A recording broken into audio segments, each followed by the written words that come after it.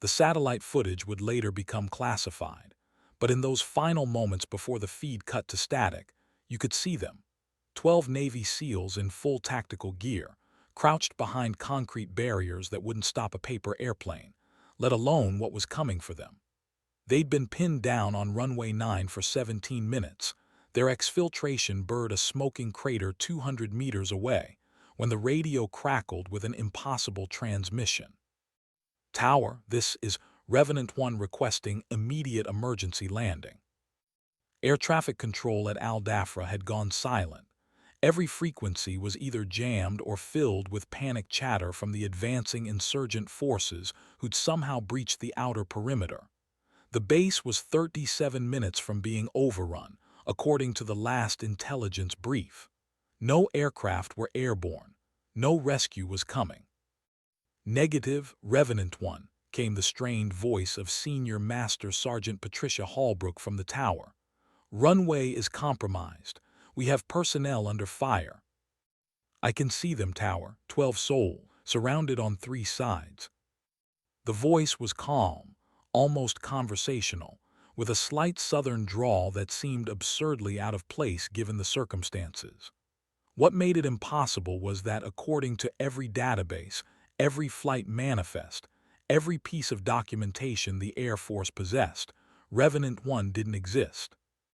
Lieutenant Commander Jake Morrison pressed his face against the blood-streaked concrete, trying to get eyes on whatever was approaching from the south.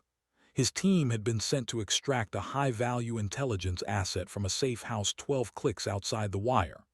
Simple snatch and grab. Except the safe house had been compromised, the asset was dead, and now they were trapped in what tactical manuals euphemistically called an untenable position. The sound hit them first, not the familiar whine of an F-16 or the distinctive rotor wash of a helicopter, but something else entirely. Something that made Morrison's teeth ache and sent involuntary shivers down the spines of hardened operators who'd survived Fallujah and Kandahar. "Jesus," whispered Petty Officer First Class Danny Santos, his voice barely audible over his comm system. "What is that?" The insurgents heard it too. Their muzzle flashes, which had been creating a deadly constellation around the SEAL's position, suddenly ceased. In the brief moment of silence that followed, you could hear the wind carrying sand across the runway, the distant crack of cooling metal from their destroyed extraction bird, and something else. Something that made every person on that airfield, friend and enemy alike, look up at the empty sky and wonder what fresh hell was about to rain down upon them. Above the scattered clouds, at an altitude that should have been impossible to maintain in hostile airspace, something was indeed coming. And it was flying without permission, without clearance, and according to official records, without existing at all. The morning sun caught the leading edge of wings that shouldn't have been there, casting shadows on a runway where 12 of America's finest were about to discover that sometimes salvation comes from the most unexpected places. The radio crackled again, that same impossibly calm voice cutting through the chaos with words that would later be quoted in classified briefings for years to come. "Tower, this is Major Elena Vasquez, call sign Revenant. I'm bringing the thunder home." The name meant nothing to anyone monitoring the frequency. The aircraft she was flying had been officially retired from service 18 months prior. Her commanding officer would later swear under oath that Major Vasquez had been grounded indefinitely following a training incident that had raised questions about her judgment, her stability, and her fitness for command. But as the distinctive silhouette of an A-10 Thunderbolt II emerged from the morning haze, its twin General Electric TF-34 turbofan engines screaming their unmistakable war cry, none of that seemed to matter. What mattered was that somewhere above them, a pilot who wasn't supposed to exist was flying an aircraft that wasn't supposed to be airborne, heading straight for a runway surrounded by enemy forces with nothing but raw skill and what appeared to be a death wish. "Revenant 1, you are not cleared for approach," Tower repeated, but there was something different in Hallbrook's voice now. Not relief exactly, but the first hint that maybe, just maybe, this nightmare scenario might have a different ending than the one everyone had been preparing for.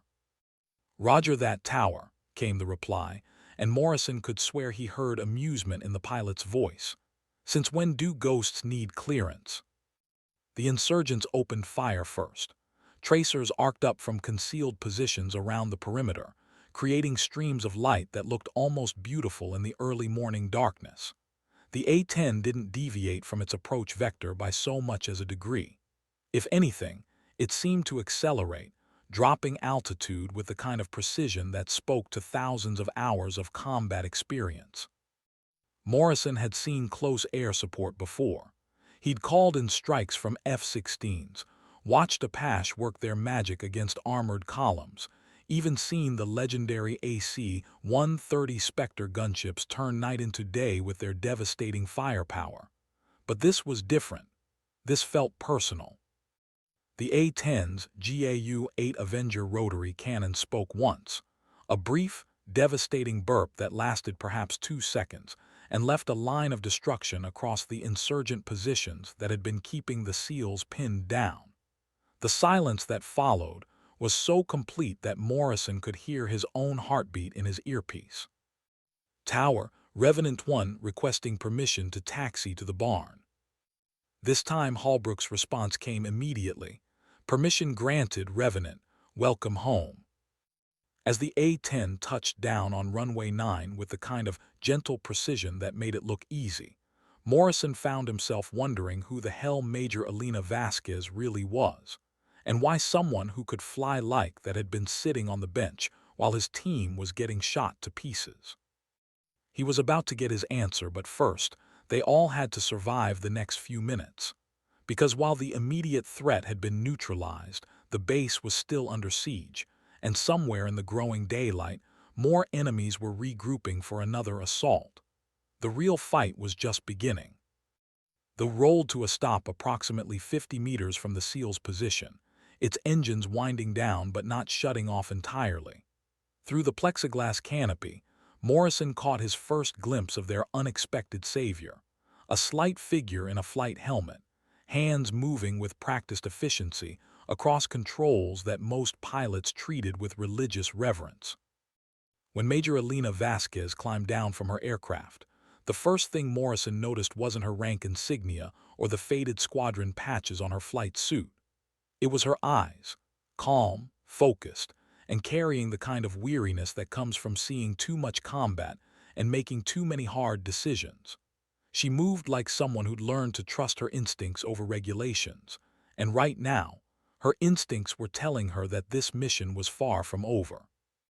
"Gentlemen," she said, her voice carrying easily across the tarmac despite the noise of distant explosions, "I hope you don't mind, but I took the liberty of clearing your six. Now, who's in charge here and what's our next move?" Morrison stood up, brushing concrete dust from his gear. "Lieutenant Commander Jake Morrison, team leader, and right now, our next move is getting you and that bird somewhere safe before." The mortar round landed 30 meters to their left, throwing up a geyser of concrete and reminding everyone present that they were still very much in the middle of a firefight. Vasquez didn't even flinch. She simply glanced at the crater, then back at Morrison. "Commander, with respect, I didn't fly through 3 SAM sites and burn half my fuel reserves to play it safe. That aircraft," she gestured toward the A-10, "is loaded with enough ordnance to level a city block. Your team needs exfiltration, and this base needs air support. I can provide both, but I'm going to need you to trust me." Morrison had been in the military long enough to recognize competence when he saw it, regardless of the package it came in. Right now, Major Elena Vasquez looked like their best hope of seeing another sunrise, and he'd learned long ago not to question good luck when it landed on his runway. "What do you need from us, Major?" Vasquez smiled, and for the first time since their extraction had gone sideways, Morrison felt like they might actually make it home. The sound of approaching helicopters made them all look up. 3 aircraft, flying in formation, coming from the northeast. For a moment, everyone held their breath, waiting to see whether they were friendlies responding to the distress calls or more enemy forces joining the party. "Relax," Vasquez said, checking her watch. "That'll be the cavalry. I called them in about 20 minutes ago." Morrison stared at her. "You called in support? On what authority?" "The authority of being the only pilot crazy enough to fly into this mess without backup," she replied. "Sometimes you have to break a few rules to save a few lives, Commander. I learned that lesson a long time ago." The helicopters were definitely American, two A-60 Black Hawks and what looked like an I-64 Apache providing escort. As they approached the runway, Morrison could see personnel in the Black Hawks preparing for fast rope insertion. Whoever Vasquez had called, they'd responded in force. "Major," came Holbrook's voice over the radio, "we've got multiple inbound aircraft requesting immediate landing clearance. They're saying they're responding to an emergency support request filed under your authorization." Vasquez keyed her radio without hesitation. "That's affirmative, Tower. Clear them for immediate tactical landing. We've got wounded that need medevac and a base that needs reinforcement." Morrison found himself impressed despite the circumstances. In less than 30 minutes, this woman had not only extracted his team from certain death, but had somehow orchestrated a full-scale rescue operation. The question was, who was she really? And how did a supposedly grounded pilot have the kind of connections necessary to scramble an entire emergency response package? As the first Black Hawk touched down, disgorging a team of heavily armed operators who immediately began establishing a defensive perimeter, Vasquez turned to Morrison with an expression that was part satisfaction, part exhaustion. "Commander, I need to ask you something, and I need you to answer honestly." "Go ahead." "That intelligence asset you were sent to extract, what did he have on him that was worth sending a SEAL team into a hot zone without proper air support?" Morrison hesitated. The mission details were classified far above his pay grade, but right now, operational security seemed less important than figuring out whether this woman was a miracle or a problem waiting to happen. "We don't know," he admitted. "Some kind of data storage device. Command said it contained information that could compromise ongoing operations throughout the theater." Vasquez nodded slowly, as if confirming something she'd already suspected. "And now it's in enemy hands." "Probably. The safe house was compromised before we arrived. Asset was KIA, and we never found whatever he was carrying." "Then we need to get it back," she said simply. "Because if what I think is on that device actually is on that device, then losing it isn't just a tactical setback. It's going to get a lot of good people killed." The Apache passed overhead, its chain gun already engaging targets beyond the perimeter. Explosions echoed across the landscape as the gunship systematically destroyed the insurgent positions that had been threatening the base. It was methodical, professional work, the kind of precision that comes from having excellent intelligence about enemy positions. "Major," Morrison said carefully, "you seem to know a lot about this operation for someone who's supposed to be grounded." Vasquez looked at him for a long moment before responding. "Commander, there are things happening in this theater that go beyond the official chain of command. Sometimes the people making decisions don't have all the information they need, and sometimes the people who have the information aren't in positions to make decisions." She gestured toward her A-10, where ground crews were already beginning the process of rearming and refueling. "That aircraft has been my home for the better part of 2 years. I've flown missions that don't appear in any logbook, supported operations that were never officially approved, and kept secrets that could end careers and topple governments. Today, I broke about 17 different regulations to save your lives, and if asked, I'll do it again tomorrow." The second Black Hawk was landing now, and Morrison could see medical personnel preparing to treat casualties. His team had suffered minor injuries during the firefight, but nothing that required immediate evacuation. The real wounded were the base personnel who'd been caught off guard, when the insurgents had somehow penetrated what should have been impenetrable security. The question, Commander, is whether you're willing to help me finish what your team started. Morrison felt the weight of command settling on his shoulders. His orders had been clear: extract the asset and return to base. Mission failure was unfortunate but not unprecedented. Walking away now would be the safe choice, the career-smart choice, the choice that kept his team alive and his record clean. But as he looked at the destruction around them, at the smoking wreckage of what should have been a routine operation, he realized that sometimes the safe choice wasn't the right choice. "What do you have in mind, Major?" Vasquez smiled, and Morrison noticed that it didn't quite reach her eyes. "Ever hear of Operation Nightfall, Commander?" He hadn't, but something about the way she said it made him certain he was about to learn more than he'd ever wanted to know about the shadow operations that kept the official war machine running. The third aircraft, the Apache, settled into a hover pattern above the runway, its crew maintaining overwatch while the ground teams established their defensive positions. Morrison watched the coordinated movement of personnel and equipment with the eye of someone who'd participated in more than his share of complex operations. This wasn't a hasty rescue mission thrown together in response to their distress call. This was a carefully planned operation that had been waiting for the right moment to execute. "Major, how long have you been planning this?" "About 6 hours," Vasquez replied. "Ever since we intercepted the communications that told us your extraction was going to be compromised." Morrison felt cold fingers of dread walking up his spine.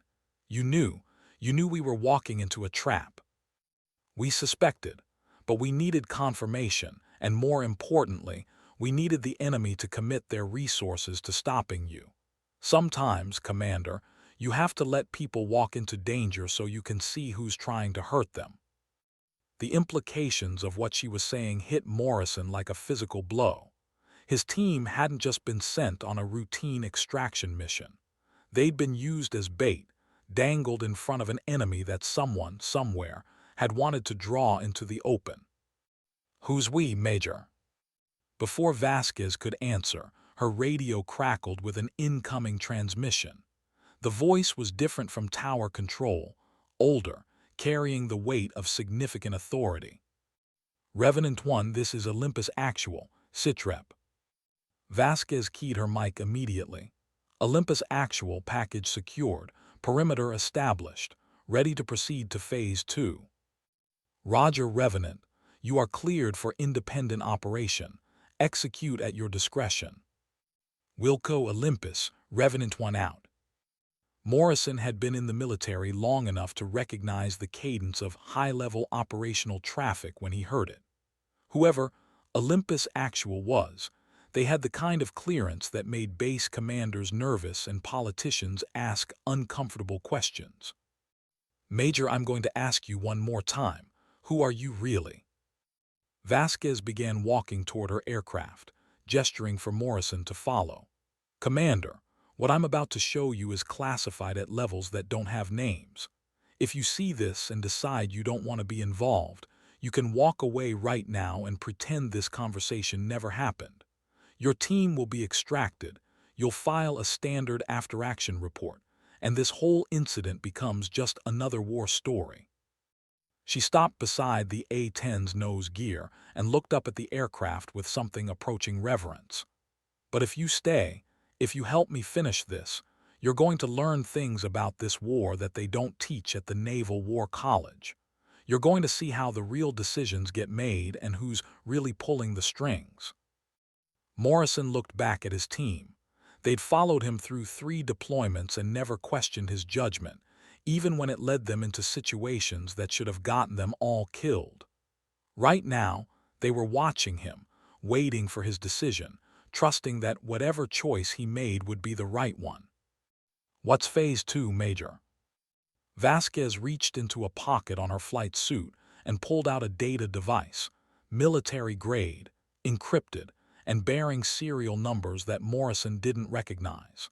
"Phase 2 is getting this back to the people who need it before the enemy realizes they never actually had it in the first place. That's the intel from the safe house. One of 3 copies, she confirmed. The asset your team was sent to extract was a decoy. The real intelligence was extracted 72 hours ago by a team that doesn't exist, using methods that were never approved, under the authority of people whose names you've never heard. Morrison stared at the device in her hand, feeling the foundations of everything he thought he knew about his mission shifting beneath his feet. And the real asset. Safe, debriefed, and probably having coffee in a secure facility somewhere in Virginia right now. The sound of incoming artillery made them both look toward the perimeter. The Apache was engaging new targets, its 30 chain gun creating lines of destruction across the landscape, where insurgent forces were attempting to regroup for another assault on the base. Major, if we already have the intelligence, then what are we really doing here? Vasquez climbed up onto the A-10's wing root, preparing to return to her cockpit. We're making sure that the people who tried to kill your team don't get a chance to try again. And we're sending a message to anyone else who thinks they can compromise American operations in this theater. She paused, one hand on the canopy rail. The question is, are you coming with me, or do I finish this alone?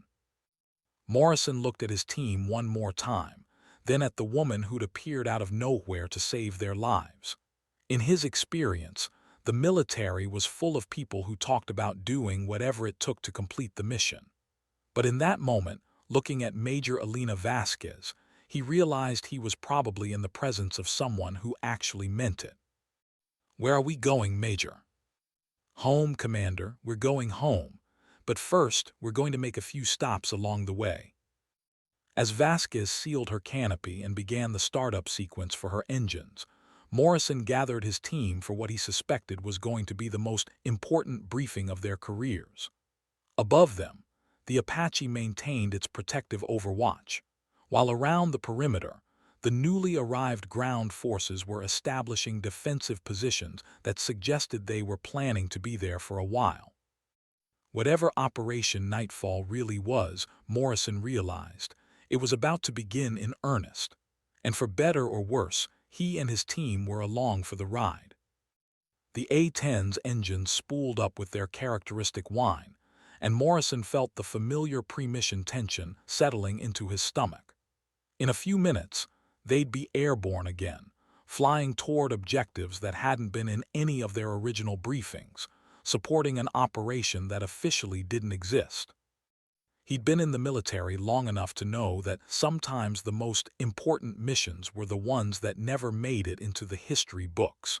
Today, he was apparently going to find out why. As the ground crews completed their final checks on the Thunderbolt, Morrison caught sight of something he'd missed before, a series of small marks painted on the aircraft's nose, just below the pilot's side window. Kill marks, but not the usual silhouettes of enemy aircraft or ground vehicles. These were different, more abstract, and there were more of them than any single pilot should have been able to accumulate in a career, let alone a single deployment. Major, he called up to Vasquez over the engine noise, what are those marks for? She looked down at him through her helmet visor, and for just a moment, Morrison thought he saw something in her expression that made him realize he'd been asking all the wrong questions. Those aren't kills, Commander. Those are saves. Every mark represents lives preserved, missions accomplished, and people who made it home to their families because someone was willing to fly into hell to bring them back. The engines reached full power, and the A-10 began to taxi toward the active runway. Morrison jogged alongside, his team falling in behind him as they moved toward their assigned Black Hawk. How many, Major? Her voice came back over the radio, calm and professional despite the emotion Morrison was certain he'd heard just moments before. 237, Commander. 237 souls who are alive today because someone believed in second chances. As the A-10 lifted off from Runway 9, climbing into the morning sky with the distinctive sound that had earned it the nickname Warthog. Morrison found himself wondering what had happened to put a pilot with that kind of record on the bench. More importantly, he wondered what it had taken to bring her back into the fight. The Black Hawk's rotors were spinning up now, and Morrison could see his team conducting final equipment checks before boarding. In a few minutes, they'd be airborne, following an A-10 pilot named Elena Vasquez into whatever came next. As he climbed aboard the helicopter, Morrison realized that sometime in the last hour, this had stopped being a rescue mission and started being something else entirely. Something that felt less like standard military operations and more like a reckoning. The Black Hawk lifted off smoothly, banking to follow the A-10's flight path as they departed Al Dafra Air Base. Below them, the remaining ground forces were settling into defensive positions, prepared to hold the base against any further attacks while the main operation proceeded elsewhere. Morrison put on his headset and switched to the command frequency, expecting to hear standard tactical communications between aircraft in formation. Instead, he heard Major Elena Vasquez's voice, calm and conversational, addressing someone who clearly wasn't part of their immediate mission package. Olympus Actual, this is Revenant 1. Package is mobile and en route to Objective Alpha. Estimate 30 minutes to target. Roger, Revenant. Be advised, we have additional intelligence suggesting enemy forces are expecting your arrival. Copy that, Olympus. Wouldn't be any fun if they weren't. Morrison switched to intercom and addressed his team. Gentlemen, I want everyone to understand that we're no longer operating under our original mission parameters. We're now supporting what appears to be a classified operation run by people with clearances above our pay grade. Anyone who's uncomfortable with that can stay with the base security team when we land. Petty Officer Santos keyed his mic. Sir, with respect, after what we've seen today, I think we're all interested in finding out how this story ends. The other team members indicated their agreement, and Morrison felt a surge of pride in the men he'd trained and led through multiple deployments. Whatever else happened today, he was confident they'd handle it with the professionalism and courage that had made Navy SEALs legendary. Very well. Stay alert, stay flexible, and remember that we're guests on this operation. Major Vasquez is calling the shots from here on out. As they flew northwest toward whatever Objective Alpha turned out to be, Morrison found himself studying the landscape below and trying to piece together the larger picture of what they'd stumbled into. The terrain was familiar: desert, scattered villages, the occasional military installation or industrial complex.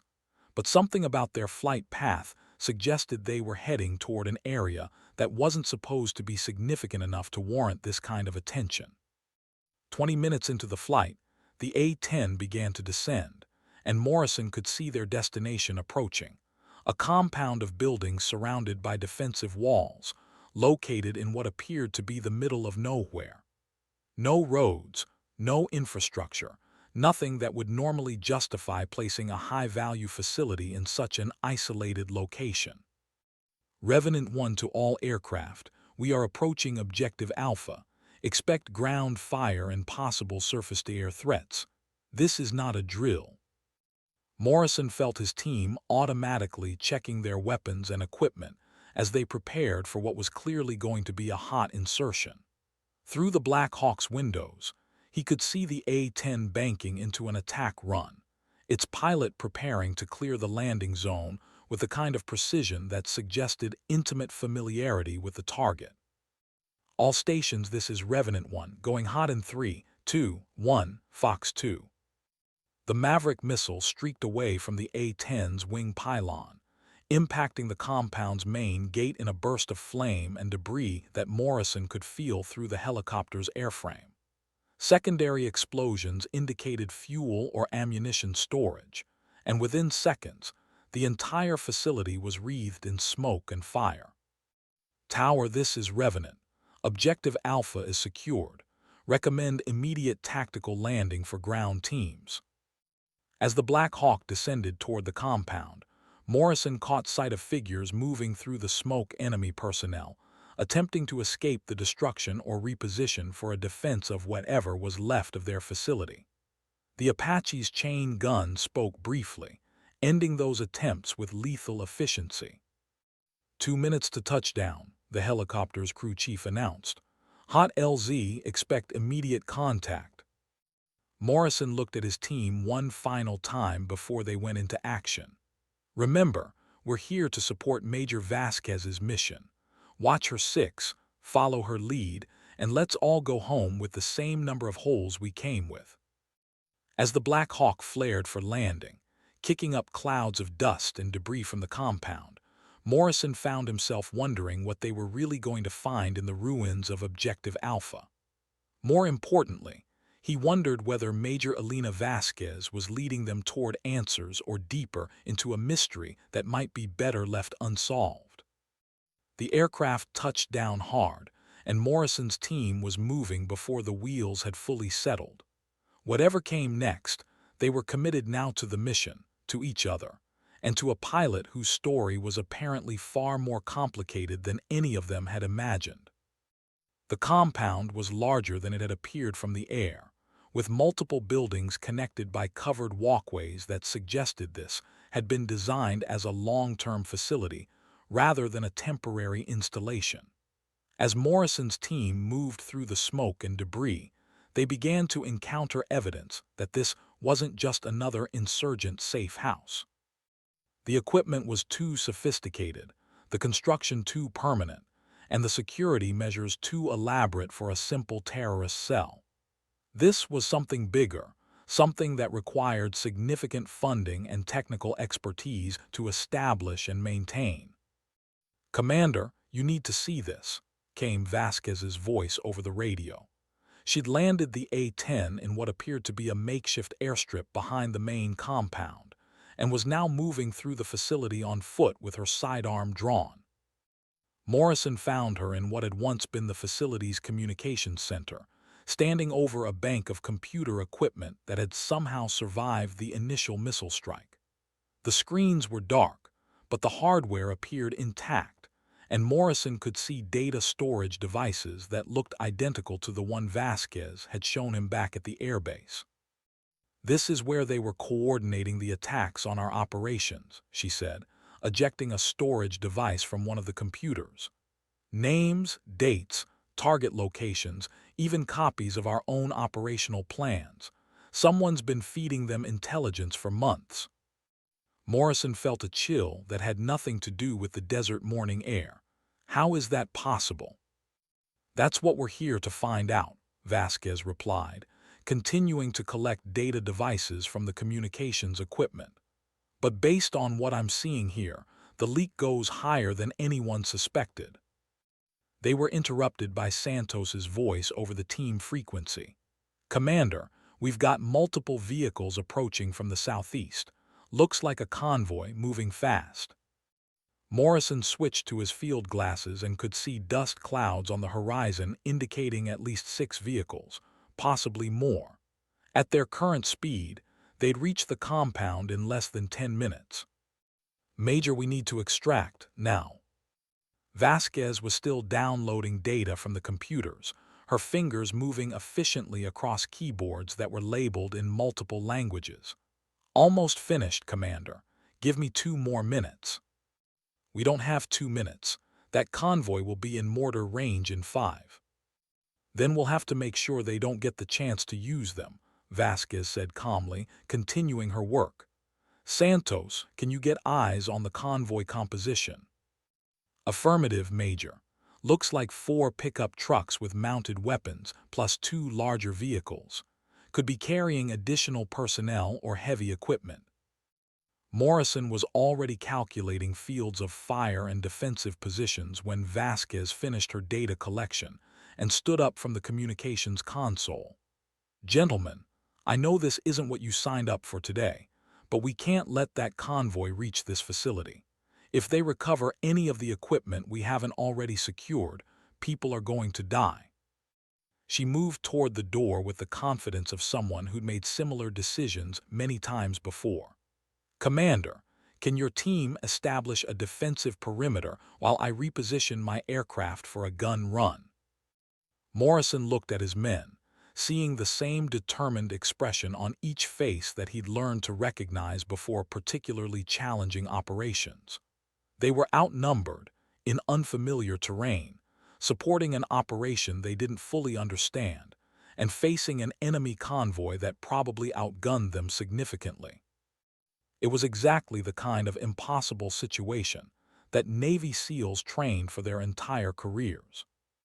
"Major, we'll hold them off, but you better make that gun run count because we're not going to get a second chance." As his team moved to establish defensive positions around the compound, Morrison found himself wondering whether they were really the good guys in this particular story, or whether they'd stumbled into something much more complex than a simple counterterrorism operation. Either way, in about 7 minutes, they were going to find out just how good they really were at their jobs. The defensive positions around the compound were less than ideal: too much open ground, too many potential approach routes, and not enough natural cover to protect a small team against a numerically superior enemy force. Morrison positioned his men to create interlocking fields of fire while maintaining escape routes toward the landing zone where their extraction helicopters were waiting. "All stations, this is Revenant 1, came Vasquez's voice as the A-10's engine spun up behind them. "Recommend you keep your heads down for the next few minutes. I'm going to discourage our visitors from getting too close." The Thunderbolt lifted off from the makeshift airstrip with surprising speed, climbing rapidly before banking toward the approaching convoy. Morrison watched through his field glasses as the aircraft positioned itself for an attack run that would take it directly over the enemy vehicles at minimum altitude. "Contact left, 200 meters, Santos reported, indicating movement among the ruins of the compound's outer buildings. "Looks like advanced scouts moving to establish overwatch positions." Morrison switched his attention from the approaching convoy to the immediate threats around their position. If the enemy had been smart enough to send forward observers ahead of their main force, it meant they were dealing with a coordinated military unit rather than a hastily assembled insurgent group. "Take them down quietly," he ordered. "We don't want to give away our positions until we're ready." His team moved with the silent efficiency of professionals, using suppressed weapons and coordinated movement to eliminate the enemy scouts before they could report on the Americans' defensive positions. Within 3 minutes, the immediate perimeter was clear, but Morrison knew it was only a temporary advantage. The A-10's GAU-8 cannon announced its presence with the distinctive sound that had made it legendary among ground forces, a deep, resonant buzz that seemed to make the very air vibrate. Morrison looked up to see the aircraft pulling out of its attack run, leaving a line of destruction across the desert where the enemy convoy had been attempting to advance. "Revenant 1 to ground team, convoy is neutralized. Count 4 vehicles destroyed, possible survivors dispersing on foot. Recommend immediate extraction to secondary site." But as the smoke cleared from the A-10's attack run, Morrison could see that their problems were far from over. More dust clouds were appearing on multiple horizons, indicating additional enemy forces converging on their location from several directions simultaneously. "Major, how many more friends do these people have?" "More than I expected," Vasquez admitted, bringing her aircraft around for another attack run. "Commander, we need to extract immediately. This facility was more important to them than intelligence suggested." Morrison was already signaling his team to begin movement toward the extraction helicopters when the first mortar round landed 50 meters from their position. The enemy forces that had survived the A-10's attack were close enough to begin indirect fire, and more rounds were already on the way.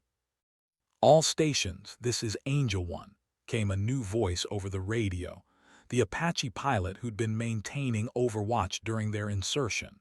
Multiple hostile forces converging on your position from grid squares Echo 7 and Foxtrot 4. Estimate 40-plus personnel with vehicle support. Morrison felt the familiar weight of command decision settling on his shoulders. They could attempt immediate extraction and hope to outrun the converging enemy forces, or they could try to hold their position long enough to complete whatever mission Vasquez had really brought them here to accomplish. "Major, what's the absolute minimum time you need to finish whatever we came here to do?" There was a brief pause before Vasquez responded, and Morrison could hear the sound of her aircraft maneuvering for another attack run in the background. 10 minutes, Commander. I need 10 minutes to transmit the data we collected to Olympus Actual and receive confirmation that the intelligence package has been received. 10 minutes might as well have been 10 hours given their current tactical situation. But as Morrison looked at his team, he realized that sometimes impossible missions were the only ones worth attempting.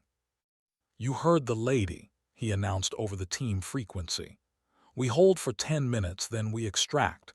Make every shot count because we're going to need every advantage we can get." As enemy forces began their assault on the compound from multiple directions, Morrison found himself wondering whether Major Elena Vasquez's mysterious operation was worth the lives of his team. In 9 minutes and 30 seconds, he'd probably have his answer. The enemy's first coordinated assault came from the northeast, where a group of approximately 15 fighters attempted to use the cover of destroyed vehicles to approach the compound's main gate. Morrison's team engaged them with disciplined fire, using their superior training and equipment to maximum advantage while conserving ammunition for the larger battle that was clearly coming. "Revenant 1, we have heavy weapons fire from Grid Square Echo 7, Santos reported, indicating